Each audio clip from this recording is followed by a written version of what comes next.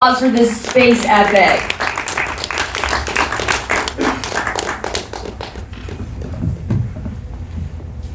Welcome to the stage, Anthony. Come on down.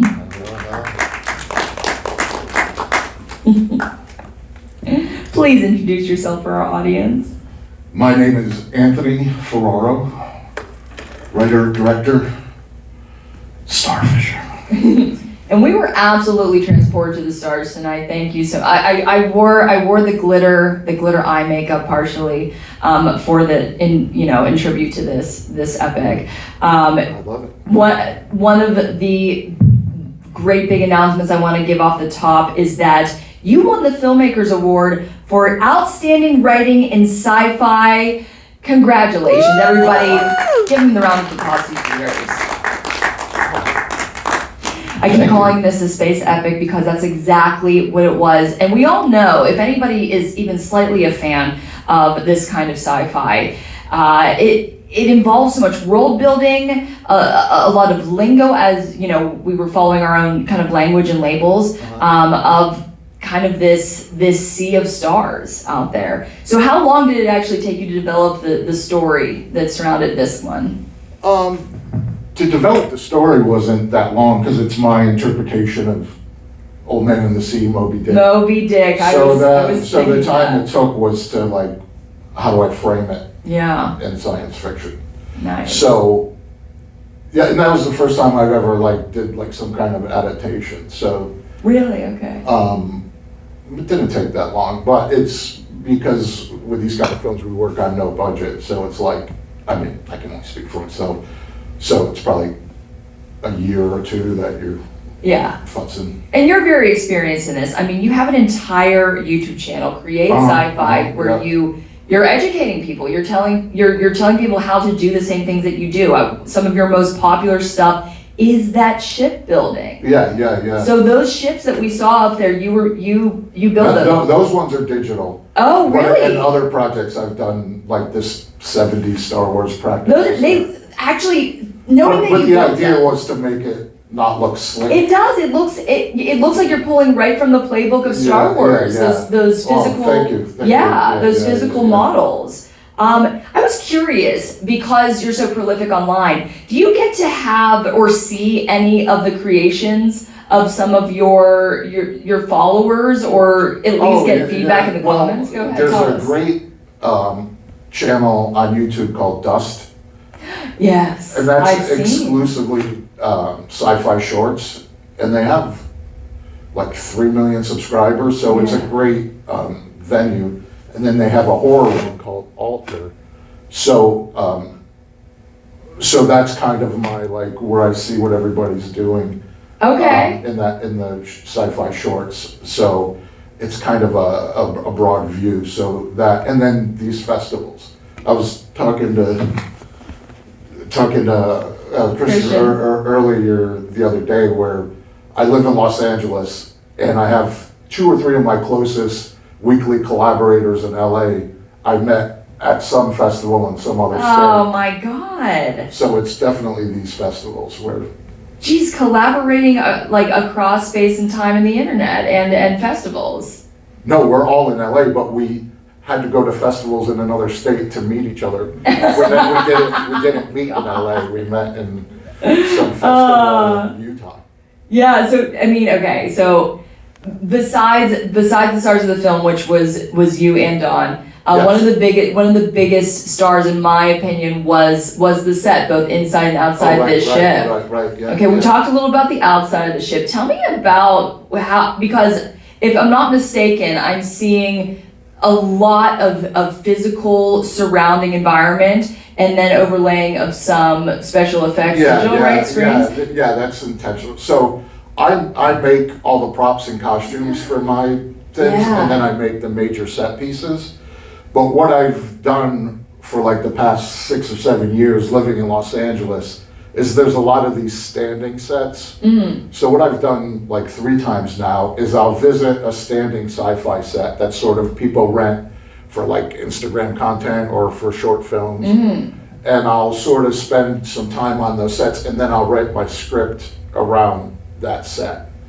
And then all the details that are my world building, Yeah. I build those and bring them into those. But like that production, like that set for Starfisher, to build that would have been more than my film cost. So it was like a 1-day rental. Okay. And then I just peppered it with all my specifically bespoke made pieces for that. Of course, you're always ready But I'm to. thinking about that existing set. And then, so it's like any action, any movement, things are doing, we're influenced by like, oh, in that set, there's that thing in the corner. So we'll go over there. I'm about to open it to the audience in one more question, so you guys get ready with your questions. I know you must have some.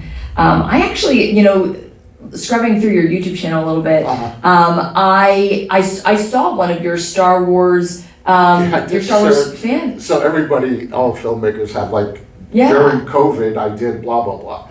Okay, So of for course. me, it was never say never. Like I never understood people who made fan films. That I'm was like- going to be my question. I'm What like, was your opinion? it's so much time and energy and money and effort. Why would you do that? Yeah. But never say never. So during COVID, we're all just sitting around, and then it's like I started making Mandalorian props and costume because I was bored. And then I was like, oh, I have the whole character. And then we were in COVID, and the character, the Mandalorian, had a mask on.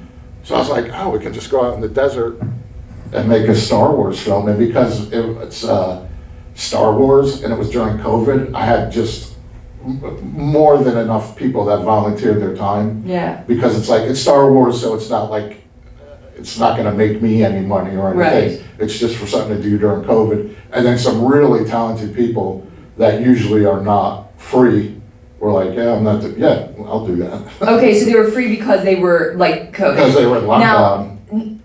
Well, one of my questions was, I mean, there's obviously when you own your IP, when it's your original idea, you reap all the benefits. Yeah. Are there any benefits? Yes. Yeah, yes. tell me about the benefits So, of doing. my Star Wars. YouTube channel has 100,000 subscribers now.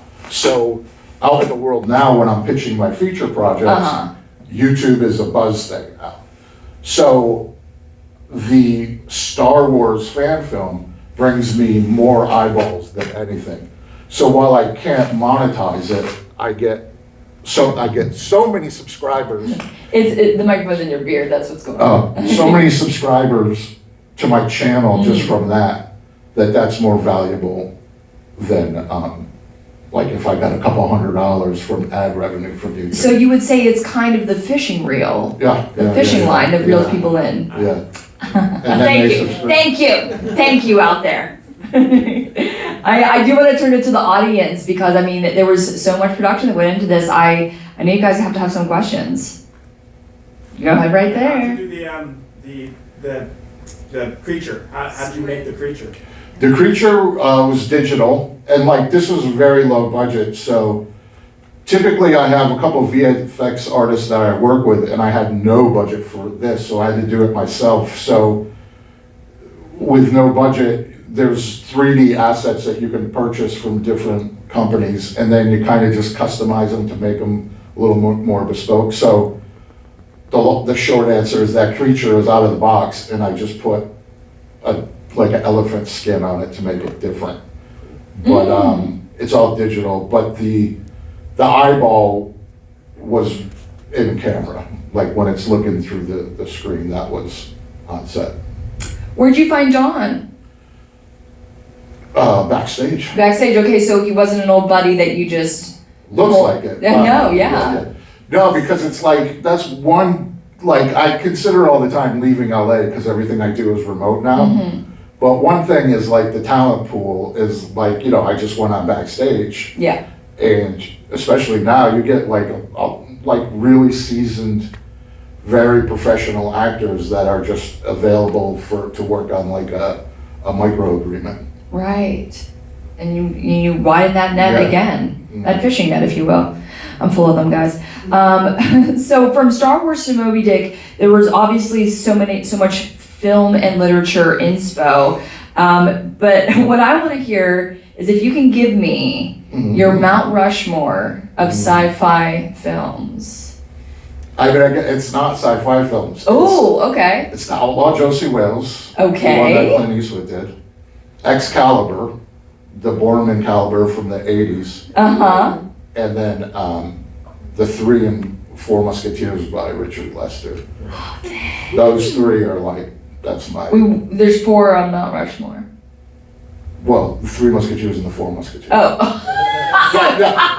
No, you got, I don't know, so the 4th would be Star Wars New Hope. Okay, we had to put it in there. One more time out to lines if there's any more questions. What is on the horizon for you? I mean, you're obviously always making stuff for the YouTube channel. What do you? Well, yeah, so what I do is, it's kind of backwards than the way I came up. So what I do is, whatever the next project is, I'll weekly or bi-monthly making the costumes or the props for the next project. So then that way, people are tuned in and it's kind of like an Easter egg thing for them. Like, oh, that's that vacuum cleaner that he turned into a engine. Honestly, that is one of the best lessons I feel like anybody in this audience can learn is to kind of, I don't want to say monetize, but really use every part of the process. It's about building the subscribers so that when you do release it, it's, there's an audience. There's an audience. I mean, you're actually building your audience. Instead of like kind of doing the festival once a year, you are keeping these people kind of on your ship for, the rest of the time. And festivals are getting much better now about understanding that they're not going to deny you entrance to the festival because you're online, because it's 2 different experiences. Oh, that's Because it used to be like, well, you're watching it online, why would you want to go to the festival? But it's more like, well, I can watch it on my phone or on my TV, or I can come in the cinema and see it. And I think people separate that experience now. So you can have a short film that's available online, but then also in a festival. I can attest to that because I watched all of these films beforehand, research, It's not the same thing as seeing it here. Actually, yeah. I mean, to have the audience laughing and reacting around you and to see it on the big screen, I have to admit, I feel like I respected them even more seeing them in this context. Yeah. And if I wanted to watch them again, I could go dive in deeper. And but yeah, I mean, I'm a YouTuber as well. I've been a YouTuber since 2009, and so I really respect the platform and people take it seriously now. It is. It not only can be your main job, but it's such an outlet for who you are as a person and everything that you love. You can document an entire life in art form on YouTube in all of its little bits. Yeah. That was just me gazing out to the stars. You guys, thank you for this amazing night. Thank you so much, Anthony. I appreciate you so much. All those answers and all those fantastic gems of wisdom. And you guys, thank you for coming to Philo Night 2. I hope that you come back tomorrow because we have one more day full of fantastic films. And I'm going to be right here. Me and Christian are going to be here in this room again. Please come and visit us. We love you. We love you. We love you being here. Thank you so much.